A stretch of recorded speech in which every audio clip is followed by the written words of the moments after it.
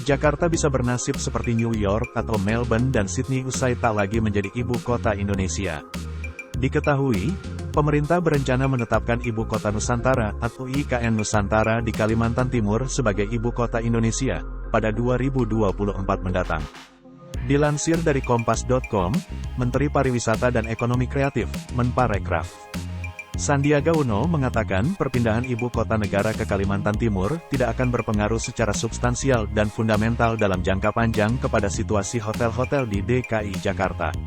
Misalnya Amerika Serikat, New York ini tetap tinggi meski ibu kotanya di Washington DC. Sydney atau Melbourne yang ibu kotanya di Canberra tapi tetap okupansi hotel tinggi dan aktivitas ekonomi tetap meningkat, ujar Sandiaga Uno, Kamis, tanggal 19 Januari tahun 2023. Hal-hal tersebut, lanjut Sandiaga Uno, menjadi pertimbangan yang membuatnya optimis bahwa investasi di hotel dan hospitality di DKI Jakarta akan semakin baik.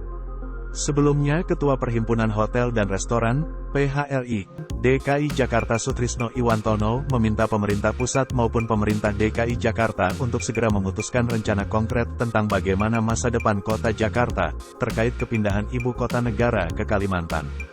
Sutrisno Iwantono mengatakan ibu kota negara pindah ke Kalimantan Timur akan memiliki dampak yang sangat serius bagi perhotelan dan restoran di Jakarta. Saat ini, kata dia, belum diketahui dengan pasti apakah Jakarta akan menjadi kota keuangan, perdagangan, industri, atau pariwisata. Jika peruntukan kota Jakarta diketahui, kata dia, tentu pelaku usaha perhotelan dan restoran akan dapat segera pula menyesuaikan usahanya. Diketahui, progres pembangunan seluruh infrastruktur dasar Ibu Kota Nusantara atau IKN Nusantara di Kalimantan Timur hingga Januari tahun 2023 sudah mencapai sekitar 15%. Progres tersebut merupakan akumulasi dari beberapa proyek infrastruktur yang tengah digarap. Misalnya, Bendungan Sepaku Semoy sebagai pemasok air baku IKN yang telah mencapai 82% penyelesaian, jalan tol akses IKN segmen 5 Asep. Tempadung Jembatan Pulau Balang sekitar 6%, rusun pekerja konstruksi IKN yang hampir rampung dan konstruksi Jembatan Pulau Balang yang sudah 100%.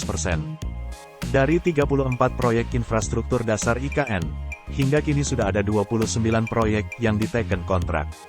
Selain itu, dari total kebutuhan anggaran pembangunan IKN bidang Kementerian PUPR periode tahun 2022 sampai tahun 2024 sebanyak Rp43 triliun, sebanyak Rp25 triliun untuk 29 paket pekerjaan sudah digelontorkan.